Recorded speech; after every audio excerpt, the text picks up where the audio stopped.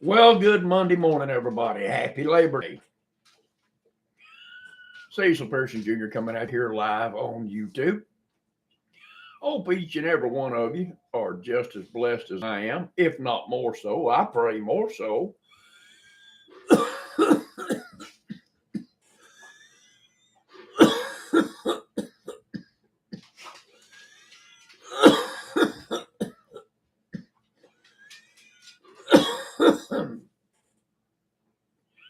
Kind of messed up a little bit on the title. I left part of it out. It reads, "You best believe it." And that covers a whole vast variety of things. I guess the title will be all right as it is.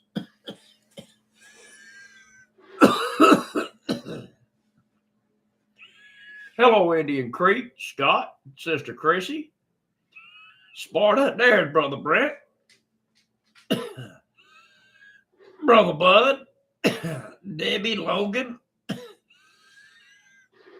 Adrian, Gail, Christian, Exploring with Big Red, Shawnette.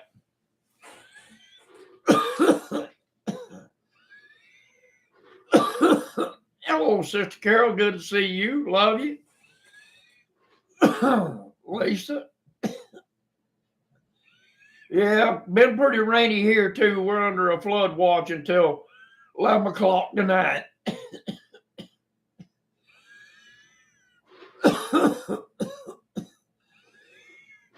Parts of Indiana and all of central Kentucky. There's Minister and the Gangster, Albert. Oh, we're all right.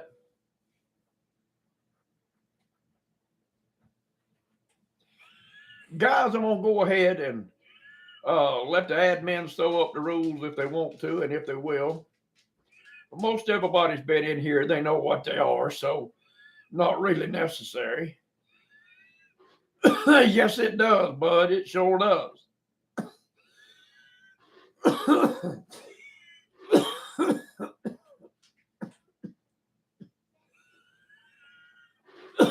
My sinuses give me a fit this morning. My guess be because of all the humidity. I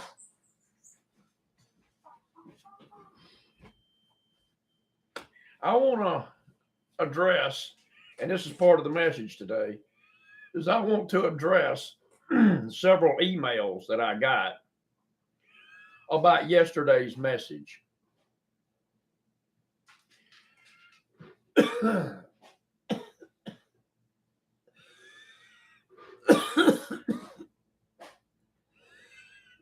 One of them actually from somebody who's been with me a long time right here in this chat.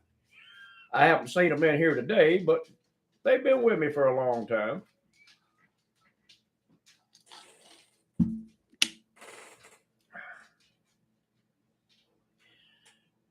Guys,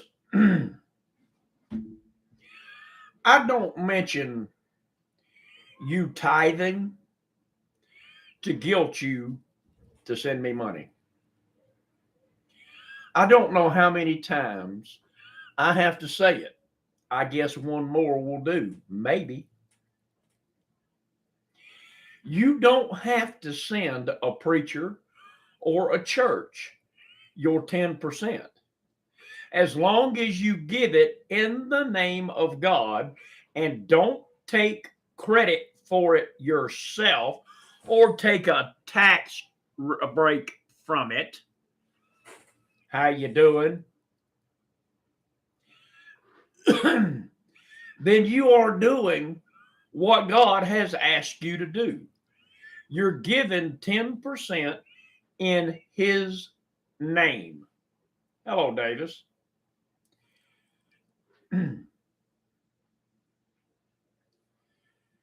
You're doing it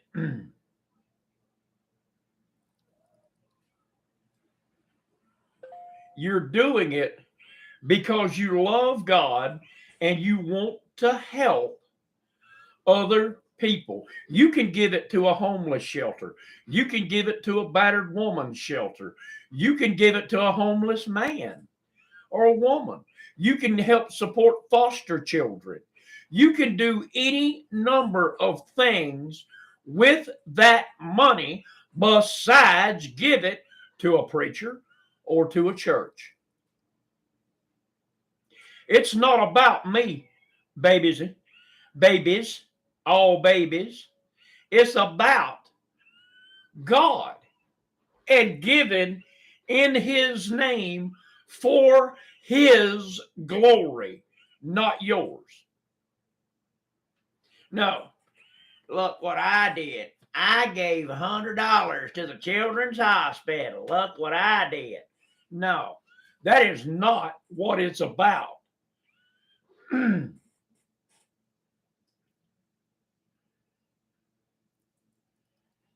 It is about being about the Father's business. Now, do churches and preachers need your donation? Yes. I do this work full time. I'm not going to sit here and lie and say I don't, because it would be a lie if I said I don't need it. It'd be a lie. And I'm not going to do that. I have bills to pay just like everybody else. Unfortunately, I can't go out and work a full-time job like a great number of you can. My health won't support it. Right now, certainly it won't support it with the chest tubes and the bronchial pneumonia and all this mess going on. It certainly wouldn't support it. I'd be fired if I had a job right now because I've been out since May. Should have let that sink in for a minute. May, June, July, August. We're coming into September. We into September now. 5 days in. So for me to sit here and say that preachers don't need donations, yes, we do. We have bills to pay, children to feed like everybody else. I answer emails. I spend hours in prayer on a daily basis for each and every person that asks for it. And not just the one time. They stay in my prayers. Sometimes it takes me an hour and a half to 2 hours to pray for all the prayer requests that's come through here. Like I said, I broke it down and figured it out. I can't speak for other preachers. I can only speak for myself.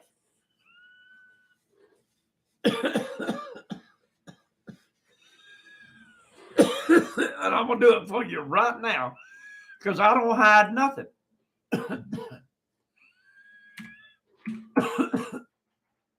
Well, wake up, calculator.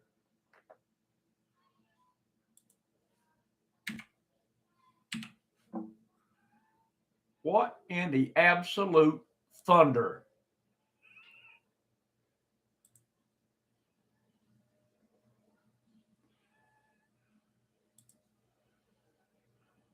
All right.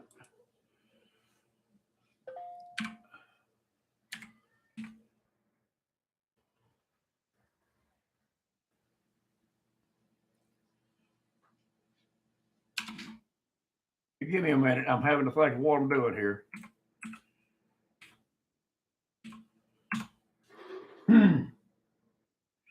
80 hours already this week is 5 days.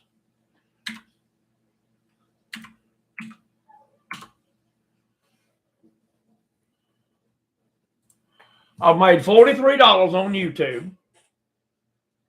That with the number of hours I've put in prayer and in preaching and in reading and studying to make certain that I bring forth the best message possible, I have earned a grand whopping of 43 cents an hour.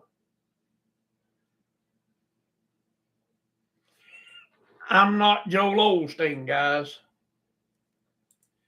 Nowhere near it.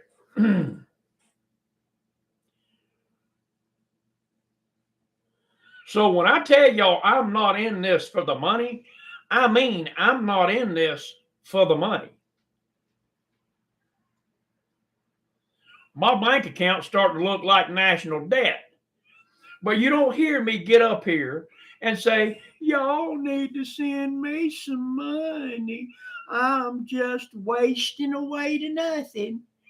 Well, I am wasting away to nothing, but it ain't got nothing to do with the money. It's got everything to do with the inability to keep food down.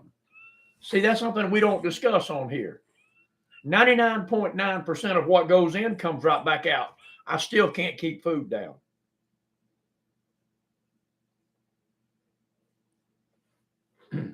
But the money part is not the issue. Churches need your donations. They need to pay their power bill. They need to pay the car insurance on the vehicle that they provide for the pastor. They need to pay health insurance for the pastor. They need to pay for the internet bill if they have internet at the church. They need to pay for the phone bill. They need to pay for the pastor's phone bill. They need to pay for pastoral electric bill. Churches have a lot of overhead. So they need your donations. But nowhere is it required that you send a preacher money or give a church money. Not in the Bible. The Bible says when Jesus, they mentioned it to him, he said, whose picture is on the coin? Whose inscription's on the coin? And they said, well, Caesar's. And Jesus said, render unto Caesar that which is Caesar's, but render unto God that which is God's. That means give God his part. He didn't say give the church their part. He didn't say give a preacher their part. He said give God that which is God's. What does God want from you? Love, affection, time, and 10% of everything that you have.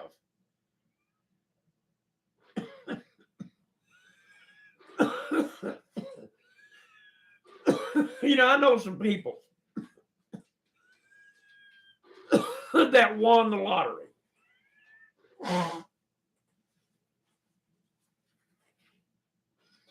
They didn't win the big jackpot, but I do know a couple of people, two people, family, that got the 5 numbers. And it was a multiplier of 5, so they got $5 million.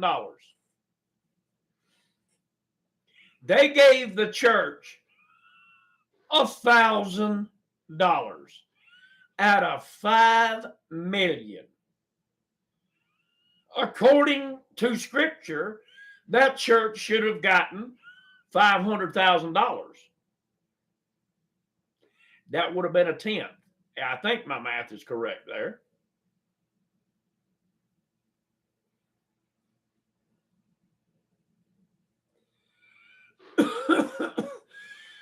Levi, you're supposed to give your 10% with a glad heart because you're supporting God's work and furthering his kingdom. When you walk up, you can't tell me, I've done it. You can't tell me when you walk up and you give a little child a $20 bill and say, go get that fruit that you wanted, that your mama said you couldn't pay for. And his or her face just lights up. And when they say, well, thanks, mister or ma'am, don't thank me, thank God. You can't tell me you don't feel that inside you. That brings you joy that you were just able to make someone's day by brightening their day just a little bit. You can't. Because if you do, you're telling a lie. You're a joyful giver when you give to everybody and you get the thanks for it. But a lot of people want that pat on the back. They want that recognition. They want that attaboy for following God's rules. I'm sorry, 10% is 10%. Like I said, it don't have to come to me. It don't have to go to another preacher. It ain't got to go to a church. Now, don't yell at me no more in my email about begging for money. I don't beg for nothing. Nothing. I don't even ask that often for prayer for myself from individuals. I'll ask this group to pray for me because y'all are all here.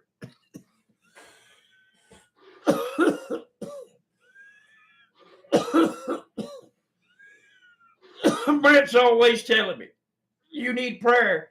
It don't matter what time of the day or night it is, boy, you call. I know, Bubba, I know. And I never call. Not ever. It don't matter what kind of shape I'm in. Why? That's not who I am. I don't ask individual people. Well, Brother Cecil, if you need something, just let us know. That's not who I am. I'm not going to go to Pamela. I'm not going to go to Pamela and go, hey, Pamela, it's Brother Cecil.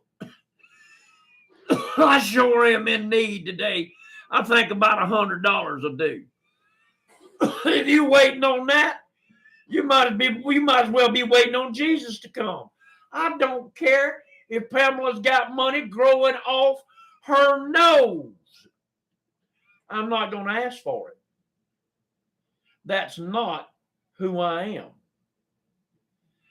So it really chaps my backside when people say the only reason you mention tithing is to make people feel guilty so they'll fill your offering plate.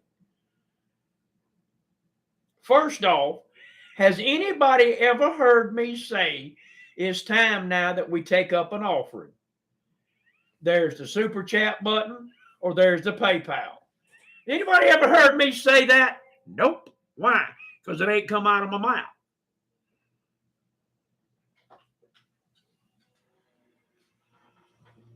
You won't hear it come out of my mouth. Not even when I was preaching in a brick and mortar church. That's a real church where people come and sit down and listen at you.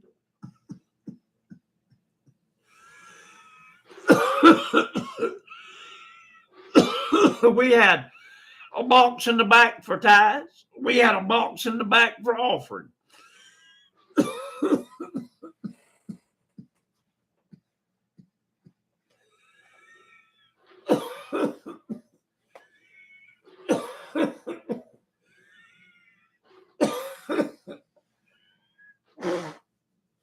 The 10% of the income that you paid in tithes went into little tithing envelopes and went in the box marked tithes.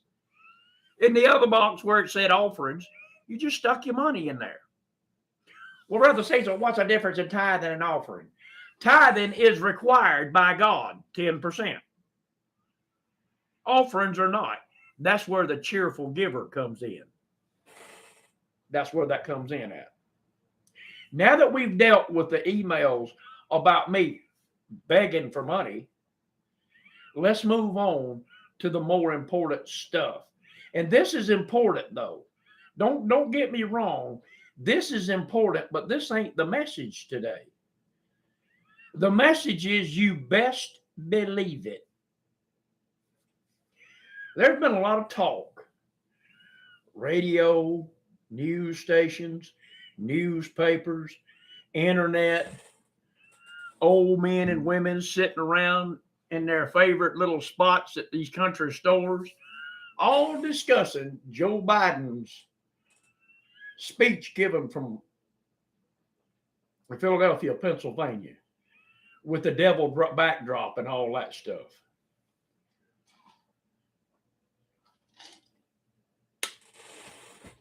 But I want people to stop focusing on that. I want you to focus on this instead. Out of all the presidents in recent history, when I say recent history, I mean back to Abraham Lincoln. How many of them had as many prayer services in the White House as Donald Trump? Zero. Once or twice a week, he had groups of pastors and youth leaders and just regular Christian folk laying hands on him, praying for his wisdom, and praying for God to guide him.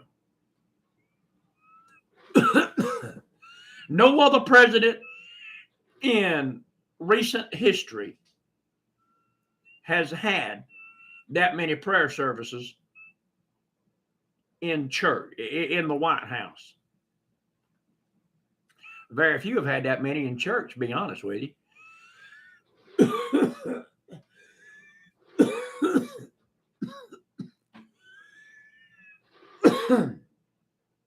But Joe Biden gets up and he says, Donald Trump and that MAGA crowd are extremists. You better believe it. We're extreme when it comes to loving our God. We're extreme when it comes to loving and worshiping and praying and lifting up our leaders. We are extreme when it comes to our faith. We are extreme when it comes to defending the right to be able to stand up and say, I serve Jesus Christ and no other. We are extreme. And yes, I guess we are a danger to the debaucherized democracy that the Democrats want to create, where pedophilia is normalized. Well, that's just what they're attracted to. Where the rape of women goes unchecked. Where children being stolen and sold into sex slavery through the trafficking industry is commonplace. Where you've got open borders, where more undocumented children can get in, where you can get your hands on them. Nobody will miss them. They don't even belong here. Right?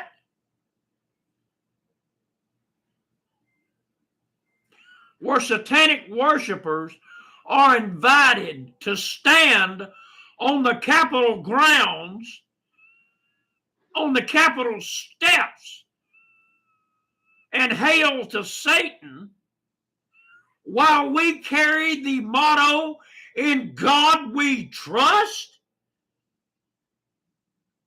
I guess we are a threat to that kind of democracy, because Christians don't want that kind of debauchery in our life.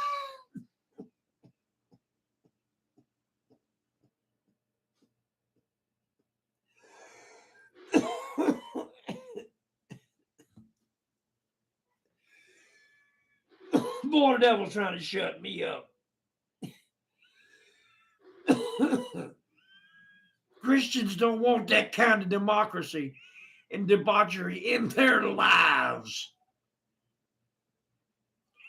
I watched a video just a couple of days ago where within 15 seconds, a young girl, about maybe 10 or 11, snatched off her bicycle, thrown into a car by a 40-year-old man right there in Louisville, Kentucky, an hour and a half from my house.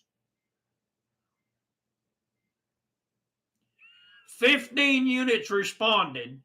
They caught the man within minutes before he could do his dastardly deeds, and got that little girl back to her mama and daddy.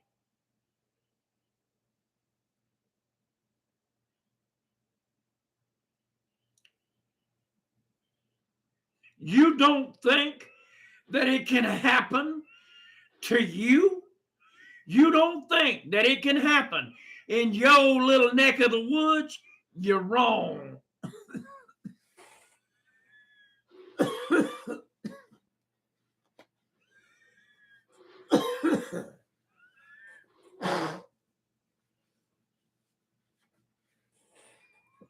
Because we have a government full of depraved, debaucherized,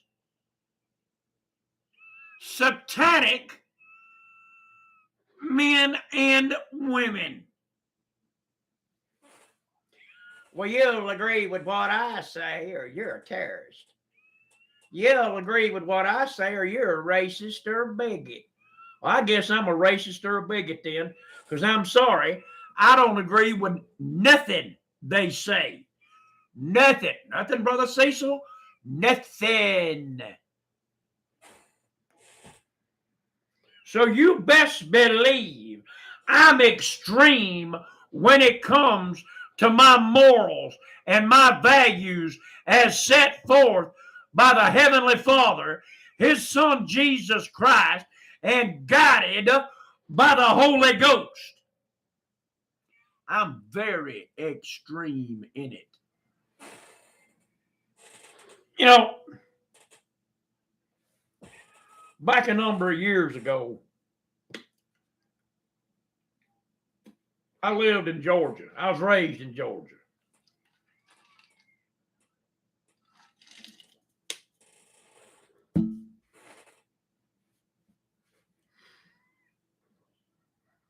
A guy hit the big lotto.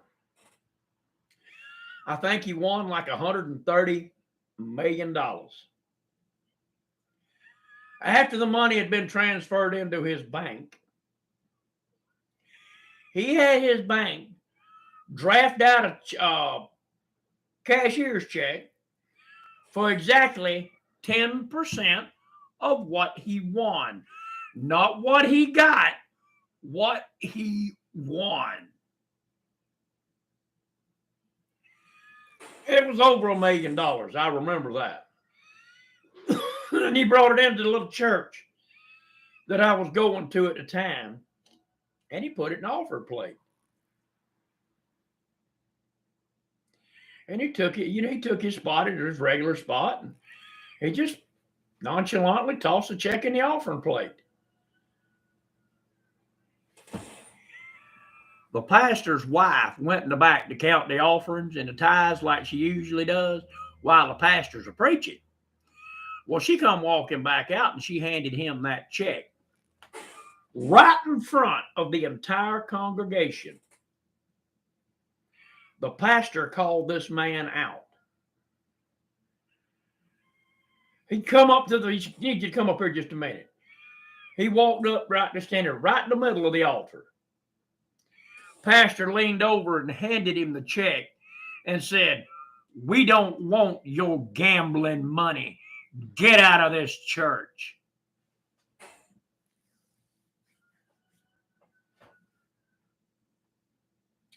After 7 weeks of begging the congregation for enough money to replace the carpets, the pews, and the roof, he hands over $1 million check back to the man and said, "We don't want your gambling money. Get out of this church."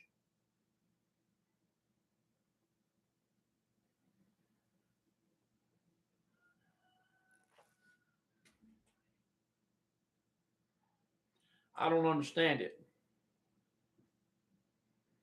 I'm sorry.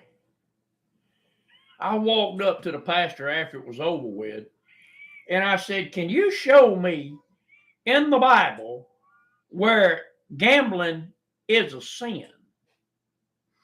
Well, they casted lots for Jesus's belongings.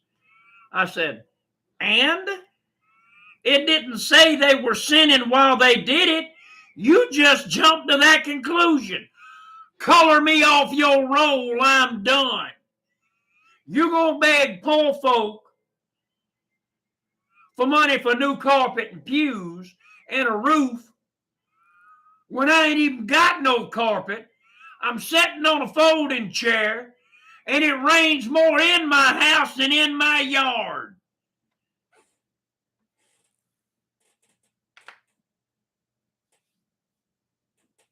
And you were given money to fix it all, and you turned it away. You had no right to reject that man's tithing payment, regardless of where the money come from. And I walked out, never been back.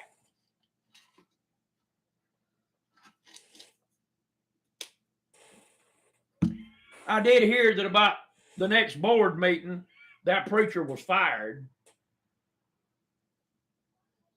Can't imagine why. Because, you know, churches are run like a business now. You got 6 people that are board members. And then you've got the pastor that's a deciding vote on something. Kind of like the pastor's cabinet. And it's run like a business. They decide what's going to be preached and what ain't going to be preached, and what's going to be taught in Sunday school and what ain't going to be taught in Sunday school, what they're going to spend money on and what they ain't going to spend money on. Yeah, that's how that works. Churches are now run like a business. Well, I want you to understand something. The money y'all send me, I'm responsible to only this congregation for what's sent to me.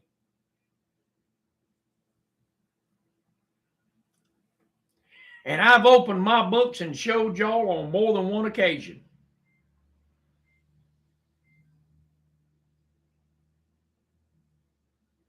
I ain't ashamed of it. The biggest month that this ministry has ever had was when a little over $10,000 come in for the month to help replace my vehicle.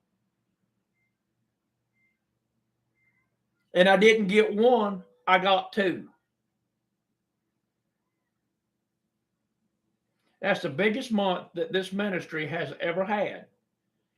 And I still wound up giving about $1,000 to people who needed help with bills because I didn't need it. It wasn't mine to hold on to. It was from the church, and it was church members that needed help, and they got it. That is being a good steward of the Lord's money.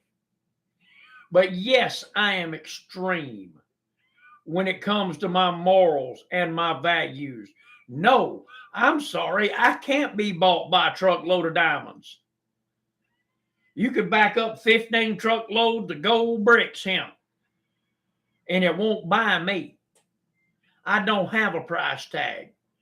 Jesus took the price tag off of me when he died for me over 2,027 years ago now.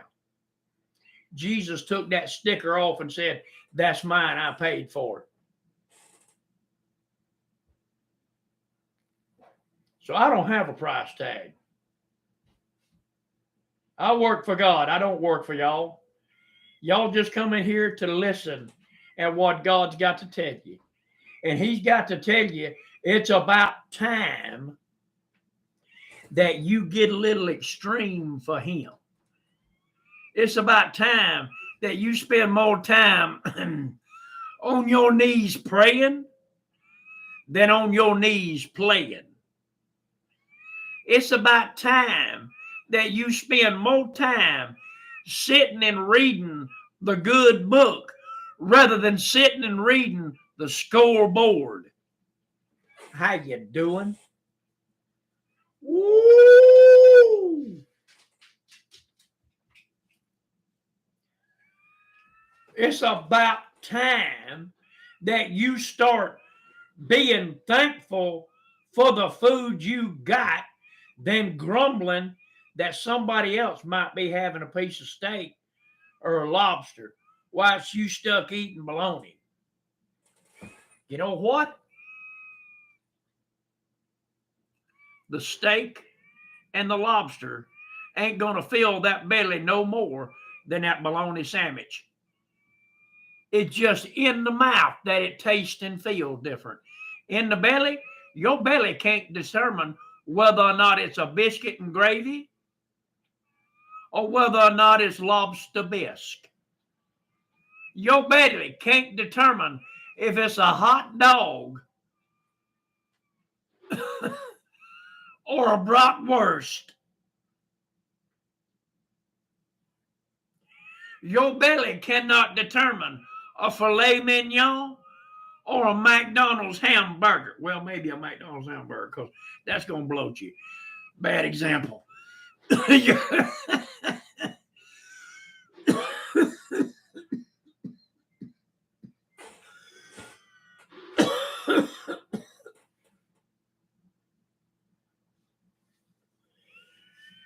me take it a little further. Your belly can't determine if that's a caviar, pâté de framboise on the cracker, or if that was Jif chunky peanut butter. When it gets to your stomach, it's all the same. Fuel for the body. Nothing more, nothing less. So why are you so obsessed and extreme in your hatred and dislike for those who have a little more than you? I'm not. When I see my neighbors ride by and they've went and got a new vehicle, I'm happy they have it. Why am I happy that they have it? Anybody? Because they deserve it. They're older people.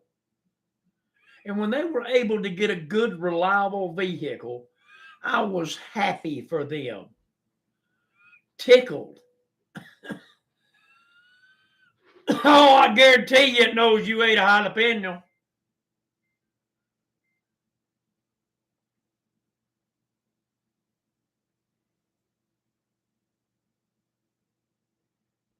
But I was happy for them. You know, the old man that owns a cattle farm right across the road from the house, he's also got stables in his barn for horses. He bought his grandson a nice little quarter horse, registered. This old man that owns a cattle farm over there is one of the richest men I know. I mean, I've been in this guy's truck and been looked at all his farm all over the place. He's got land from here to the other side of the county. And he farms it all, makes a killing. But he bought his grandson a quarter horse for his birthday. And they had it over there at the stable, and I was coming back from the store, and I seen the old man out there with his grandson teaching him how to ride. And he says, "How you like the present I bought my grandson?" I said, "I love it, man." He goes, "I'm sorry you can't get your grandyoungins nothing like this because you ain't got a place to keep them." I said, "Yeah, I do." He said, "Where?" I said, "Right in your stables." He started laughing. He went, "You know, you could if you wanted to." I said, "Yes, sir, I know." He said, "Yeah, but it's the cost of the feed and everything, ain't it?" I said, "It is." He says, "So how can you be happy for my grandson when your grandchildren can't have one?" I said, and I called him by name. I said, "Mister," and called him by his last name. And I said, "I'm always happy to see people do better. I'm never envious or jealous of people doing better because I am extreme in my morals and my values, and it tells me to want what my neighbor has is a sin.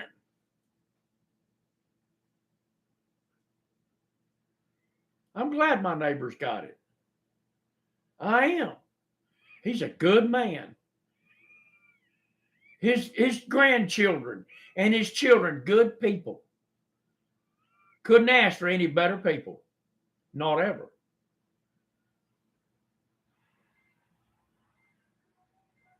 I live in a very small, they call it a town, but really it's just a community of Nifley, Kentucky.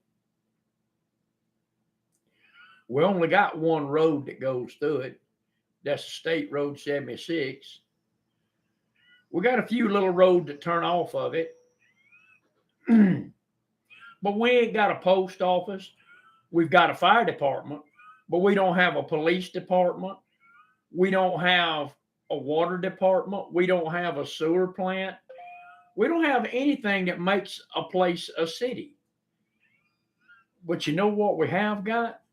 A sense of dedication to one another in a community, and love and admiration and respect for each other. We do have that. I dare you to find that in Atlanta, Georgia, or Chicago, Illinois.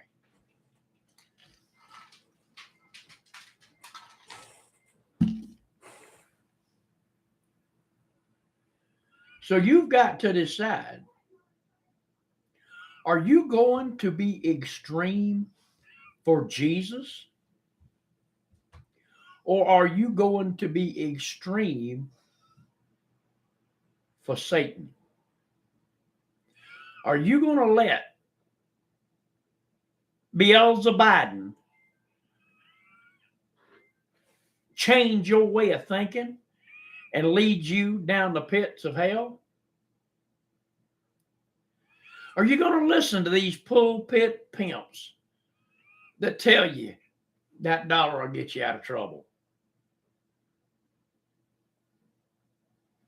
What are you going to listen to? What are you going to do? Honey, this ain't about the money. This ain't about the fame.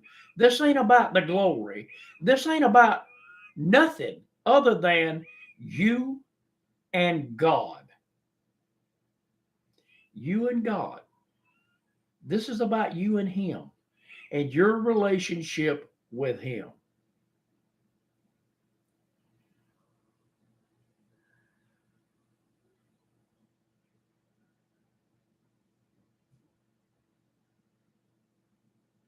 I'm telling you guys, this is not about my bank account. It's about your soul account. It's about your account with God. Are you storing up your treasures in heaven, or are you coveting thy neighbor's ass?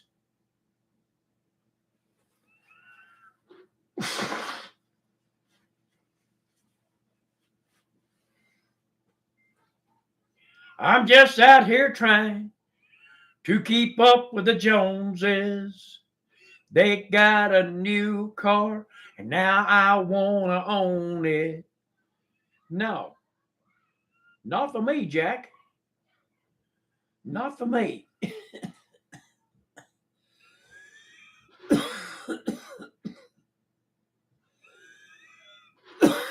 You best believe it.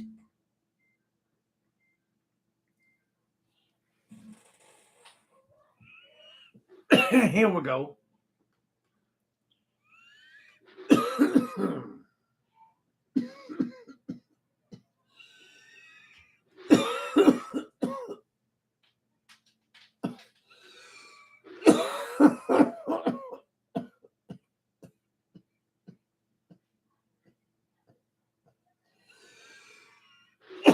Gail.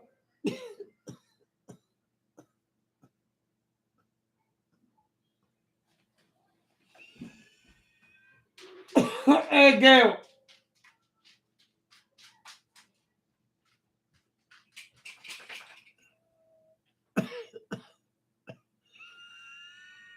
Gail!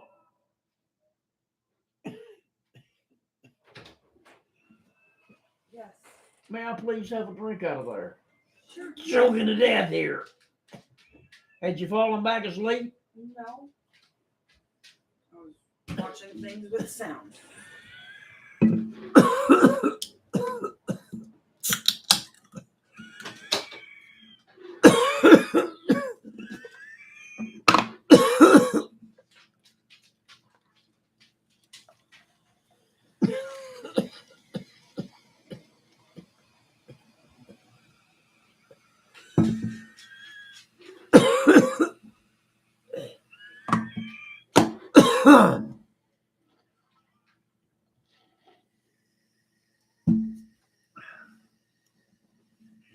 Well, if you ever go back in the devil's woods, well, you better not go at night. There's things out there in the middle of them woods that make a strong man die of fright. Things that fly, things that crawl, and things that creep around on the ground. And they say the ghost of Beelzebub gets up and he walks around. I couldn't believe it. I just had to find out for myself. I couldn't conceive it, 'cause I never would listen to nobody else. Said I couldn't believe it. I just had to find out for myself. There's just some things in this world you just can't explain. Let me tell you something. I've been in the devil's woods. And there are things out there that'll make the strongest of men tremble in fear.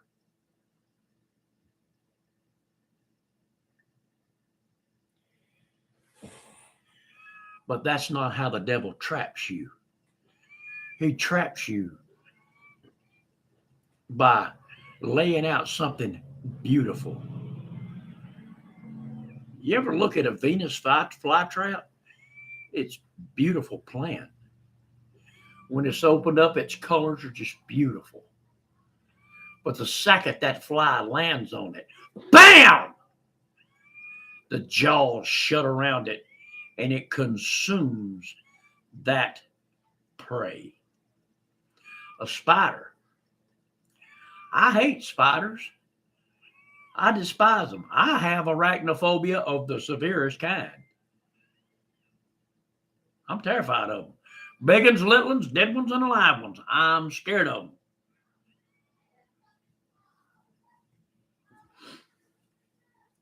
But there's some of them that are beautiful. And they spin this web.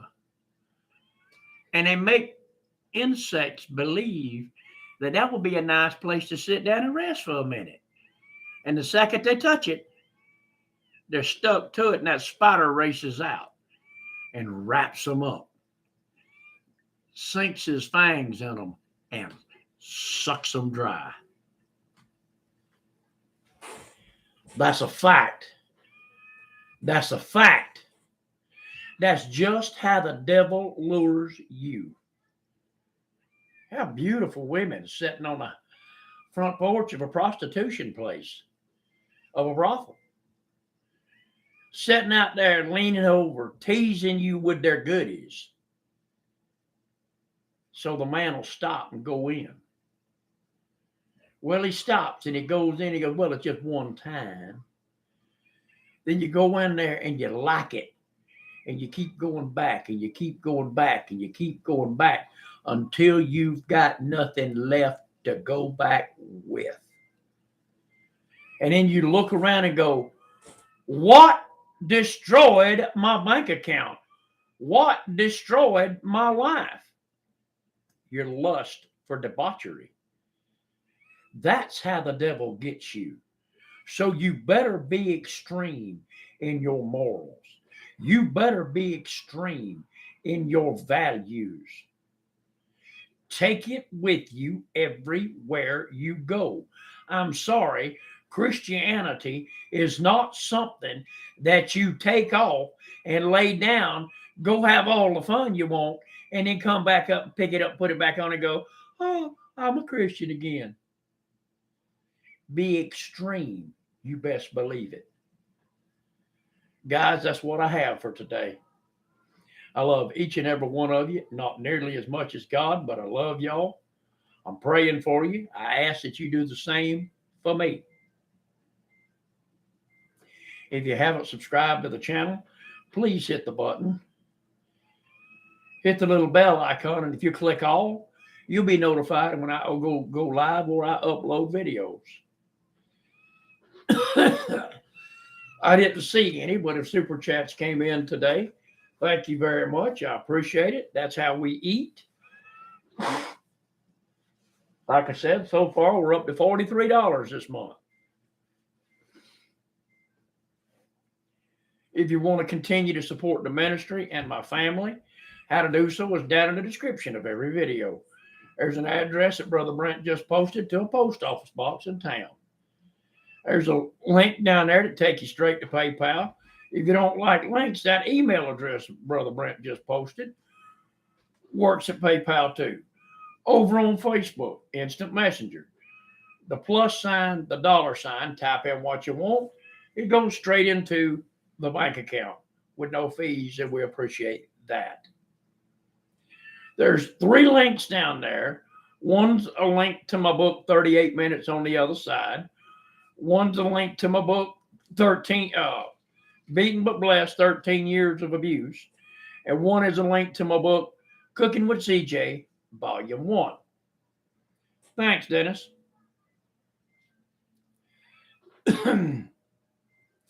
All of those can be purchased over on Amazon in paperback or electronic version.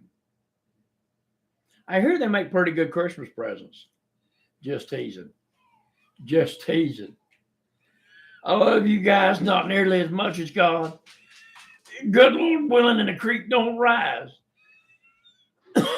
I'll see y'all tomorrow. Bye now.